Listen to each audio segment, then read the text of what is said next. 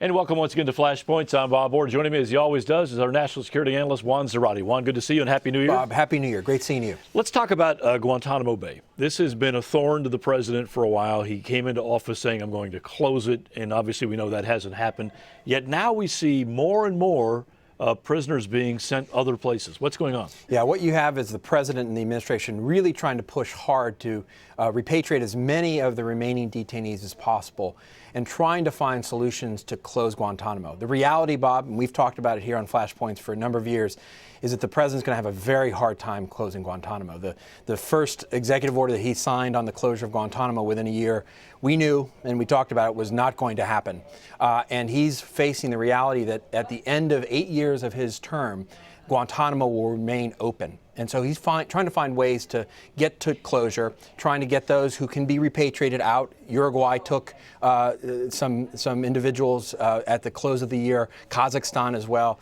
But what you have really is a dwindling population, and it gets harder and harder to move those folks. The fact is, you've got some hard cases now that are left, kind of the hardcore, core al-Qaeda guys, and worse than that in some ways, this group of prisoners that we don't have great evidence on. We can't really put them in a court. Yeah, and you're absolutely right, Bob. Guantanamo is a symptom of a broader legal problem, which is what do you do with core al-Qaeda individuals, people we consider to be part of the inner core, dangerous still. Khalid Sheikh Mohammed, Hambali, Nashiri. Some of these will face trial, either in a military court or civilian criminal court.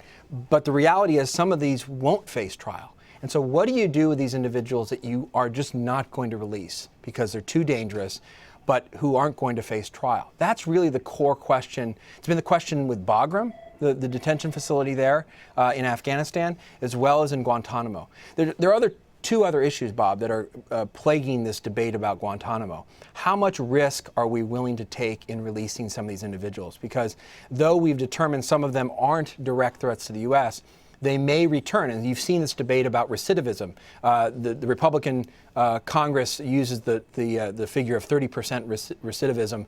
Those who want to close Guantanamo aggressively say that's too high. But the reality is we haven't come to grips with how much risk are we willing to take. And you also have this other question, Bob.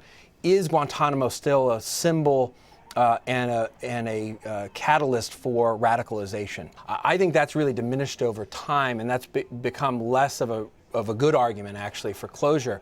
So I think the reality is you're faced with these fundamental questions. What do you do legally with these individuals who aren't going to face trial but you're not going to release? What's your willingness to adopt or accept risk?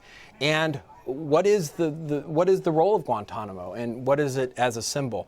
Those questions aren't fully resolved in the political landscape, and I think that's why it's one of the reasons why you're not going to get to closure before the Obama administration ends. Bottom line, it's not going to close this year. Probably not going to close next year. No, you're going to see attempted transfers, more transfers diplomatically arranged, and there's 127 detainees that will be whittled down, but there's going to be a core number of individuals that remain in Guantanamo after the Obama administration ends. Juan, thanks as always. Thank you, Bob. And thanks to you for watching Flashpoints. I'm Bob Orr. We'll see you next time.